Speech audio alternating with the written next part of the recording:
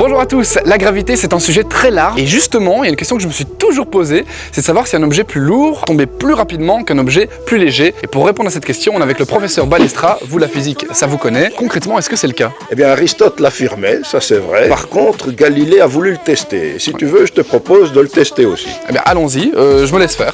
J'ai besoin de te bander les yeux pour ça d'abord. Je vous donne mon micro, ça va? Oui, je vais mettre deux objets dans tes mains. Ouais. Alors tu vas essayer de sentir leur forme, voir un petit peu si tu peux dire qu'elles sont comparables, leur forme. Alors la forme, j'ai l'impression que c'est exactement la même, mais celle-ci est plus lourde par contre. Exactement. Il y en a une qui est à peu près 10 fois plus lourde que l'autre. Maintenant, ce que je vais te proposer, c'est de laisser tomber ces deux objets en même temps. Et on va voir ce qui va se passer. 1, 2, 3. Ouais, elle tombe en même temps en fait. Alors que celle à gauche semble être plus lourde. Maintenant, tu peux enlever ton bandeau et tu peux le voir de tes propres yeux. Ok. 1, 2, 3. C'est sûr et certain, elles n'ont pas le même poids, par contre elles tombent en même temps.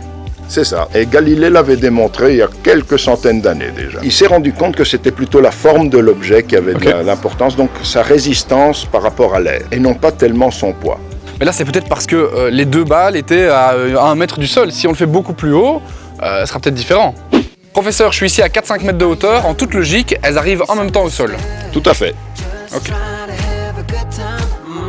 Alors il est possible qu'il y ait une petite différence parce que la prise au vent n'est pas la même. Ah oui, c'est plutôt une histoire de frottement de l'air en fait. Effectivement, les deux balles ont quand même une résistance à l'air un petit peu différente.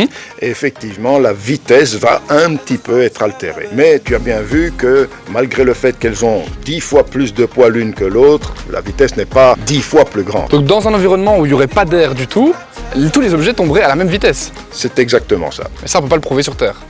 Il y a moyen quand même. C'est une cloche dans laquelle on va faire le vide et tu verras à ce moment-là que la vitesse de chute des éléments va dépendre de sa résistance d'opposition à l'air. Alors il y a une feuille de papier et la petite balle que tu connais bien. Donc là si on le teste maintenant, il y aura une différence. Absolument. Je vais te le montrer.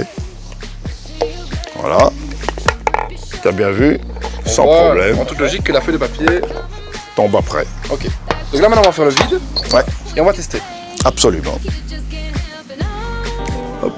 Voilà, là c'est bon. Et là les objets tombent en même temps, quelle que soit leur forme. Et oui, puisque la résistance à l'air n'existe plus et donc la vitesse est la même. Bon, en conclusion finalement, le poids de ces objets a assez peu d'importance dans la vitesse de chute. En revanche, leur forme ainsi que la résistance à l'air sont importantes. Et ça maintenant, vous le saurez.